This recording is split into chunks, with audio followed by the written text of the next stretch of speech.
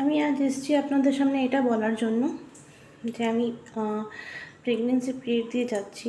তো কিছু কিছু মায়েদের খুবই রিকোয়েস্ট ছিল আমার কাছে যে আমি আমার প্রবলেমগুলো আপনাদের সাথে শেয়ার করব, যে আমি আমার প্রেগনেন্সি পিরিয়ডে কী কী ফেস করেছি।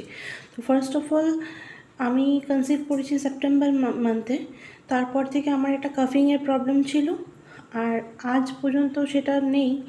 বাট যখনই আমি এক একটা ট্রাইমেস্টারে মিন্স আমার আলাদা আলাদা প্রবলেম শুরু হয়েছিল। তো অনেকেই আমাকে মেসেজ করেছে যে তুমি যখন স্টার্ট করছো, তুমি তোমার প্রেগনেন্সি পিরিয়ডে কী কী প্রবলেম ফেস করেছো সেটা মায়েদের সাথে ডিসকাস করো। তো সেটাই তুলে ধরার জন্য আজকে আমি এসেছি। তো ফার্স্ট আমার ট্রাইমেস্টারের প্রবলেম হয়েছিল, সেটা হয়েছিল কাফিংয়ের প্রবলেম। সেকেন্ডে আমার হাত পা ব্যথা ছিল, আর থার্ডে ছিল ঘুমের অসুবিধে। ঠিক আছে, এই তিনটে পয়েন্টস